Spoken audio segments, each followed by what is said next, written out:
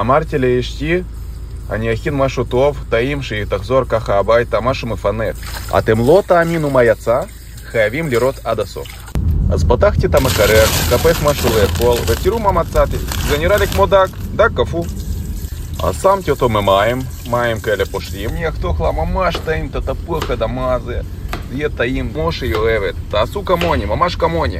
כמו שאומרים, גבר צריך לדעת לחתוך ולהשקיע. אז אני חותך ממש טוב, ממש יפה, ככה שכל חתיכה תהיה מוכנה כמו שצריך.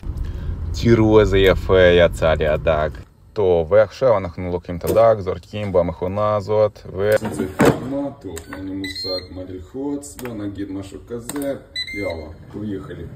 אז אני הולך לבשל את זה. אוי, חתכתי את זה גדול מדי, נחתוך יותר צח.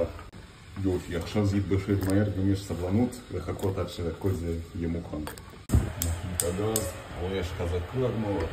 טיפה ראיתי בסרטים שעושים ככה. אבל אני יודע שזה קצת סגול, נוסיף טעם. עכשיו זה יהיה טעים, עכשיו זה יתאים לנו מאוד. טוב, את כל זה אני זורק עכשיו בפנים. תראו, הדג, תראו, הוא כבר מוכן. יופי, את זה זורקים פה. קצת לשים ככה. בינתיים תפוח עושה את שלו. ימלא המים יוצאים. תראו מה מצאתי במקרר, מקווה שזה טרי.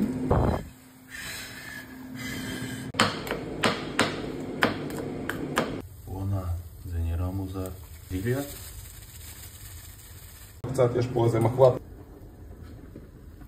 בואו נראה אם נצליח להטיל את הדג. עוד קצת פטרוזיליה. תראו איזה כבר מוכן, אז שמים מחט כזאת לדפיקת. דופקים חזק. שמן. טוב, נראה לי זה מוכן. לימון. טוב, חברים, תראו מה יצא לי. אשתי תאהב את זה או לא.